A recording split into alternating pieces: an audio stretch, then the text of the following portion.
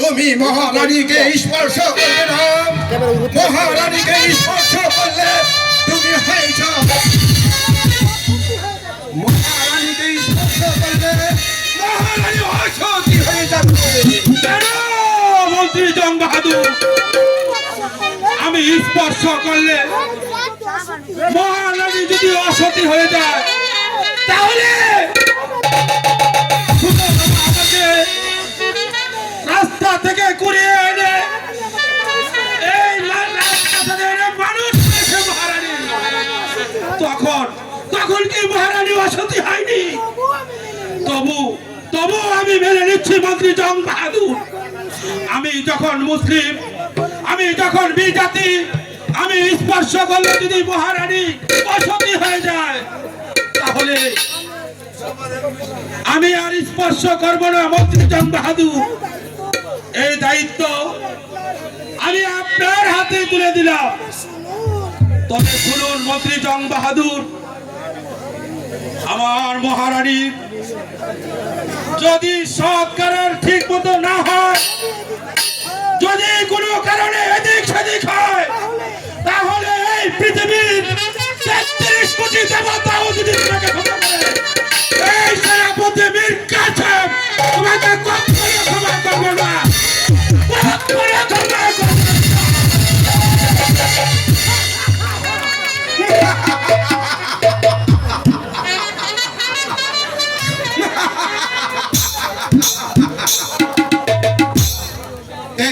কোটি দেবতা আমাকে ক্ষমা করবে না, এই রাজ্যের প্রজাগণ আমাকে ক্ষমা করবে না,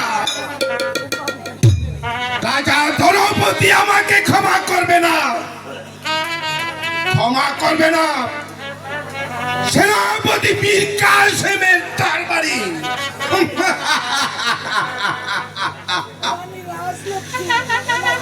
রানী রাজলক্ষ্মী, তুই আমার সহজাতি হয়েও আপনার দুলালকে দুইটি সন্তানের মধ্যে একটি সন্তান আমাকে তুলে দিতে পারতেন। আমি কি পারতাম না একটি সন্তানকে মানুষের মতো মানুষ করে তুলতে? রাজলক্ষ্মী, তুই সেনাপতি মীর কাসেমের হাতে তুলে দিয়ে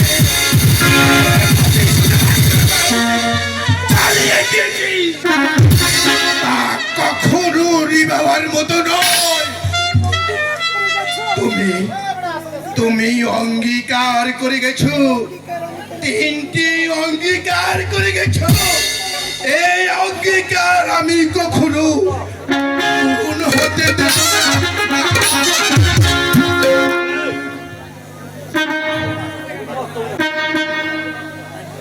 রানী রাজলক্ষ্মী, মনে রাখিস,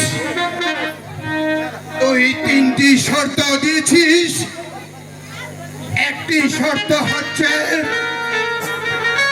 রাজা দ্রৌপদী দ্বিতীয় দ্বার গ্রহণ করতে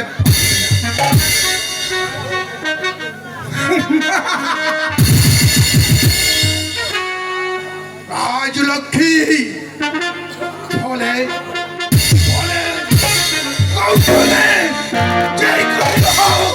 আমি রাজা দ্রৌপদীকে দ্বিতীয় দ্বার গ্রহণ করাবো।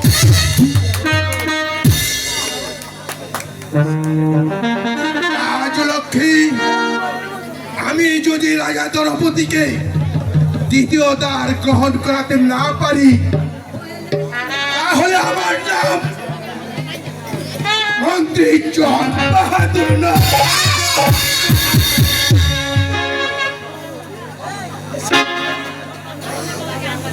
রানী রাজলক্ষ্মী, তোর দ্বিতীয় শর্ত হচ্ছে আপনার দুলালকে মানুষের মতো মানুষ করে আপনকে করবে এই রাজ্যের রাজা, আর দুলাল হবে প্রধান সেনাপতি।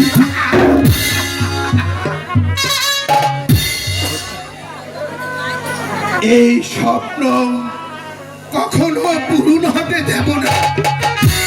এই স্বপ্ন পূরণ হলে যে আমার বুকের আগুন আর জ্বলবে না। রাজলক্ষ্মী, তোর তৃতীয় শর্ত হচ্ছে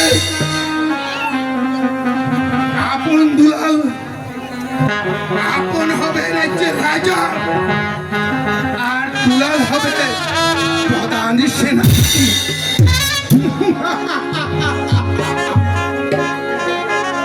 আপন দুলাল বেঁচে থাকলে তো আপন দুলালকে যে কোনো ভাবে আমি এই দুনিয়া থেকে শেষ করে দেব।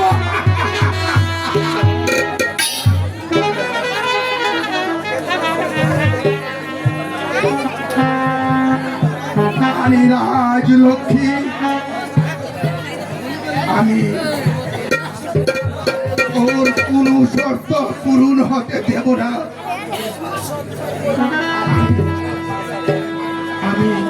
আমি তোমার সৎ কাজ করবো না। আমি তোমাকে নিয়ে ওই নর্দমায় ফেলে দেব। সেখানে শিয়াল কুকুর টেনে টেনে খাবে, আর আমি চেয়ে